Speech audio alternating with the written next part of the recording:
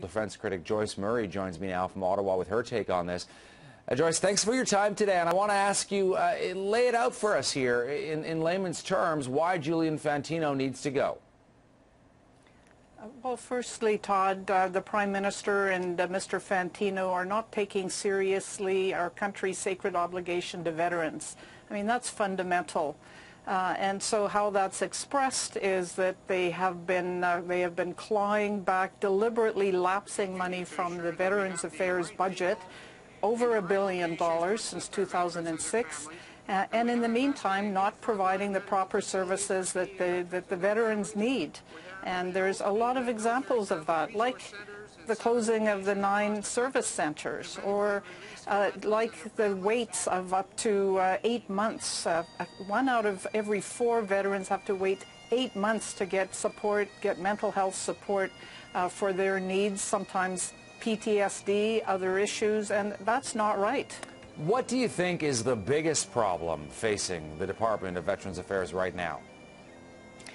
Well, it's the biggest problem facing the Department of Veterans Affairs is that they're being squeezed for funding, and in the meantime we had a deployment in Afghanistan for 12 years in which 40,000 Canadian troops participated. So not surprisingly, there are people who were injured physically or mentally that need support, and so there simply isn't the proper support.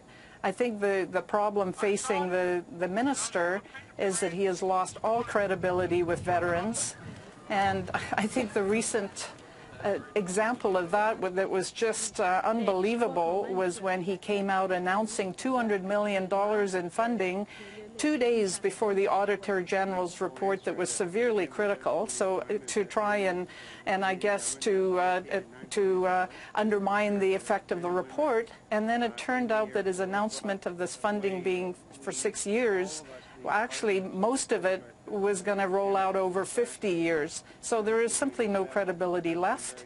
And at a certain point, when a minister has no credibility, the Prime Minister has to replace him with someone who actually is an advocate for the veterans, someone who can advocate for the veterans as opposed to be an apologist for the government. Well, that's right. And just as we wrap up here, I was going to ask you that. I mean, this is a large department, as you know. The government's saying it has increased funding dramatically while it has been in power.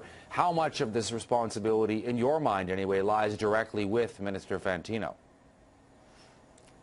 A lot of it lies directly with Mr. Fantino. He's supposed to be fighting for the interests of the veterans, rather than being away when conveniently when the rubber hits the road, and rather than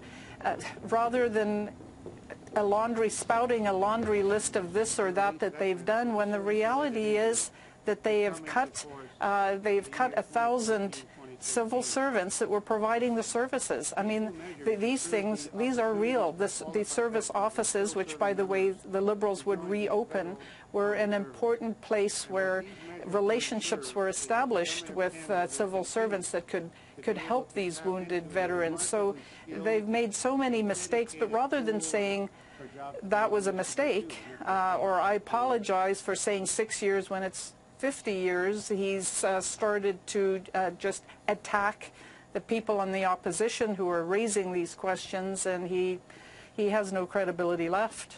Joyce Murray is the Liberal defense critic. Thanks for talking to us today, Joyce. Good to have you on the program. Yeah. Well, you're welcome, and I am sad for the veterans that we are having to see this kind of complete and utter abdication of our responsibility to them. We're going to continue to follow the story, Joyce. Thank you.